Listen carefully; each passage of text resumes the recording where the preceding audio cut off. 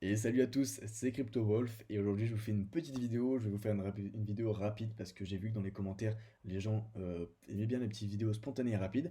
Et pourquoi il faut que je vous fasse la vidéo? Parce que au final ce que j'avais, enfin on va dire prédit dans les dernières vidéos, c'est en train de se passer. Donc j'espère que si vous avez vu cette vidéo, vous avez bien géré vos émotions, vous n'êtes toujours pas inquiet. Et si vous commencez à l'être, je vais vous expliquer pourquoi il ne faut toujours pas vraiment s'inquiéter, mais il faut toujours faire attention à certaines zones qui pourraient annoncer la fin du bull run. Donc restez bien jusqu'à la fin, je vais vous expliquer pourquoi le Bitcoin a de grandes chances d'atteindre les 70 000 la semaine prochaine, d'accord?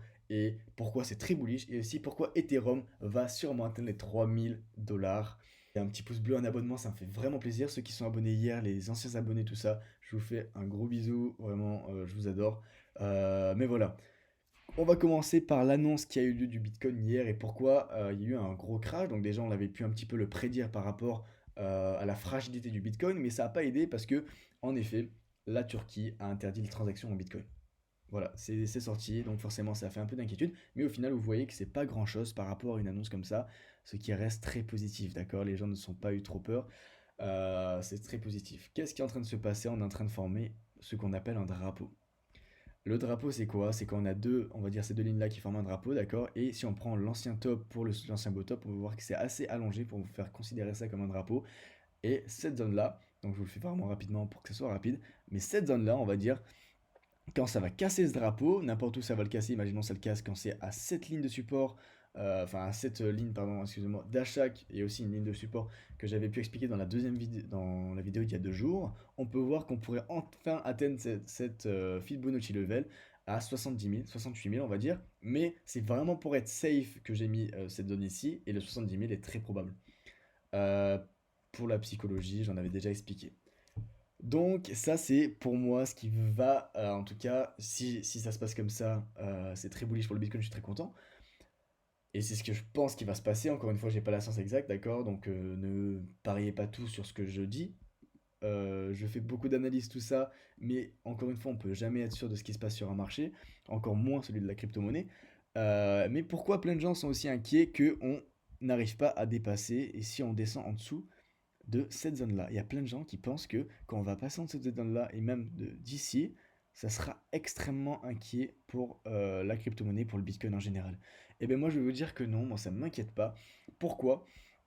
Parce que si on redescend là, déjà c'est quelque chose que j'avais déjà pu un peu analyser avec vous pour vous montrer que par rapport au Fibonacci et par rapport aux zones de résistance, c'est des valeurs que moi j'ai mis des zones d'achat pour acheter parce que je pense que ça va descendre jusque là, d'accord?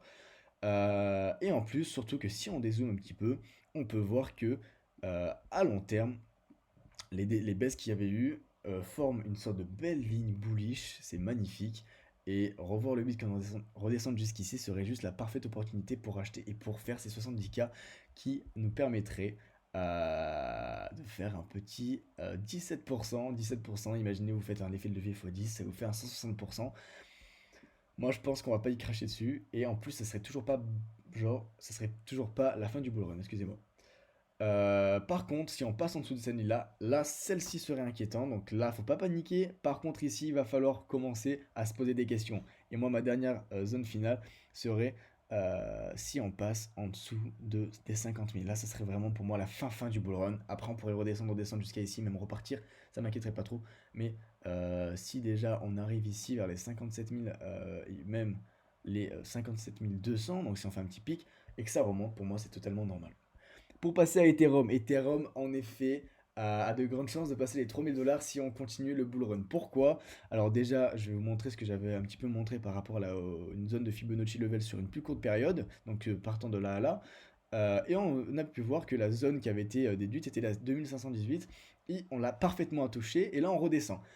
J'ai dit que on a là toujours une probabilité, excusez-moi, que ça redescende vers les 2149, et pour moi ça ne m'étonnerait pas, mais si ça arrive pas, parce qu'au final on se rend compte que on est quand même en train, là c'est sur un jour, hein, mais si on prend même une heure, on peut voir qu'on est en train de bien stabiliser, bien prendre cette zone, d'accord? Si on prend en plus une zone de Fibonacci level par rapport à d'autres niveaux plus court terme, on a pas mal de supports qui peuvent se créer.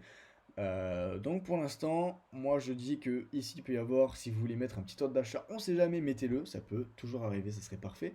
Mais si vous avez toujours des Ethereum, ne vous inquiétez pas pour l'instant, ça risque pas, on va dire, de finir si le bilan ne finit pas.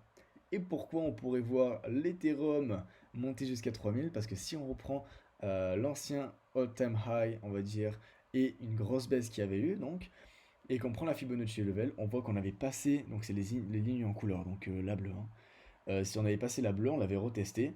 Et comme vous pouvez voir, si on repasse ce niveau-là et que le Bitcoin atteint les 70 000, le Ethereum a de grandes chances d'atteindre ses 3200, d'accord? Ça suivrait une logique parfaite.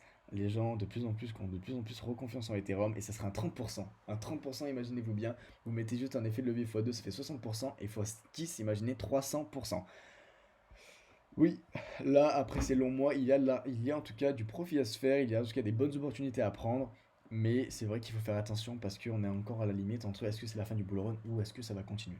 Donc si vous avez aimé, un petit pouce bleu, vraiment ça me fait trop plaisir, un commentaire et abonnez-vous si vous n'êtes pas abonné, parce que j'ai pu voir sur la dernière vidéo, il y avait 90% qui étaient des gens qui n'étaient pas abonnés. Il y avait les 10% qui étaient là, donc gros merci à vous. Mais voilà, donc je vous tiens informé de ce qui se passe par la suite. Demain ou même ce soir, je sais pas, suivant l'évolution, je peux vous faire une autre vidéo. N'hésitez pas à me proposer des idées de vidéos. Je vous fais de gros bisous, gérez vos émotions, attention à l'effet de levier et on se retrouve bientôt.